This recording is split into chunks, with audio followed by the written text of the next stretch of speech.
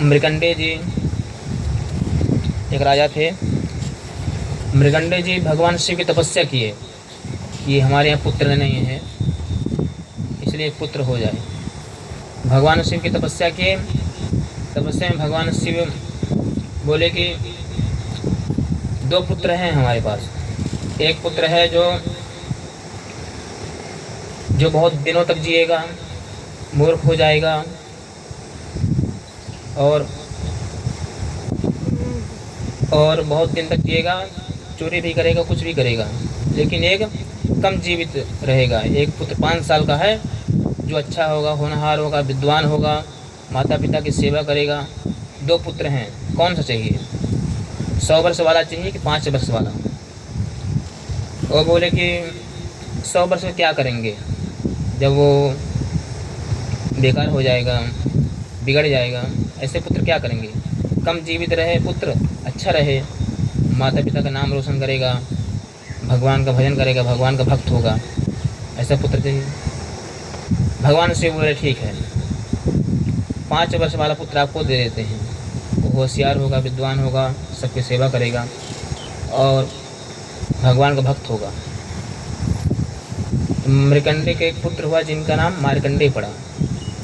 अब 5 वर्ष का पुत्र का जन्म हुआ, पुत्र बड़ा हुआ, 4 वर्ष बीत गए, अब 5वां वर्ष चला। अब मृकंडे जी को परेशानी हुई कि पुत्र हमारा मृत्यु को प्राप्त हो जाएगा 5वें वर्ष में।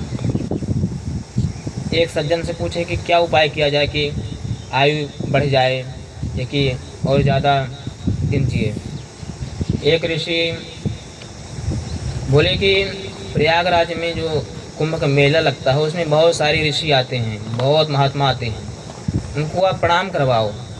प्रणाम करने से जो भी आशीर्वाद प्राप्त होता है वो अच्छा होता है। तो प्रणाम करने से क्या क्या प्राप्त होता है?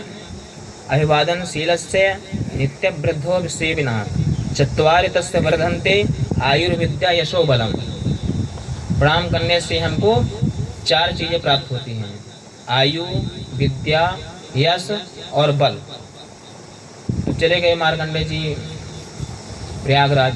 वहाँ जितने भी ऋषि महात्मा थे सभी को प्रणाम करने लगे। एक ऋषि वहाँ से सप्तऋषि निकले, जैसे उनको प्रणाम किया हो बालक, ऋषियों ने बोल दिया चिरंजीवी भवः, बहुत दिनों तक जियो। अब आशीर्वाद निकल गया मुख से। तो बोले मृकंडे जी बोले कि इसको ये बहुत अल्पायु है, छोटी अवस्था वाला बच्चा है, लेकिन आपने आशीर्वाद दे दिया चिरंजीवी का। तो ऋषि बोले कि मृषा न हो तीव्र शिवाणी, ऋषियों की जो वाणी है वो कभी मिथ्या नहीं हो सकती है। अब जैसे उसका मृत्यु का टाइम आया, उस समय शिव जी की आराधना कर रहा था, शिव जी की पूजा कर रहा था। तो शिव जी की पूजा कर रहा था। काल देखिए कभी किसी को नहीं छोड़ता है, काल जरूर आता है, चाहे आदमी 7 परत के कोठरी में बंद हो जाए, काल आएगा और ले करके जाएगा, कभी किसी को छोड़ते नहीं हैं। उस समय पर भगवान शिव की पूजा कर रहे थे, काल आया, देखा काल भगवान शिव की पूजा कर रहा है बालक। बालक भी काल को देखा, काल का बड़ा विकराल रूप देख करके वो डर गया, भगवान शिव से लिपट गया। जैसे भगवान शिव से लिपट गया तो भगवान शिव वहाँ पर प्रकट हो गए। भगवान शिव जैसे प्रकट हुए, बोले कि काल बोला कि मैं जो नियम है प्रकृति का, उस नियम के अनुसार मैं लेने आया हूँ इसको, इसकी आयु पूरी हो गई है। भगवान शिव बोले कि जो साधारण मनुष्य की आयु है उस आयु में इसकी आयु नहीं दिया हूँ मैं, इसकी आयु जो है तो मैं अपने से दिया हूँ 5 वर्ष, यानी कि बहुत दिनों। जैसे चतुर्युग सहस्त्रांतु ब्रह्म दिनम उच्यते, जब 4 युग 1000 वर्ष तक बीत जाएंगे तब ब्रह्मा जी का एक दिन होगा।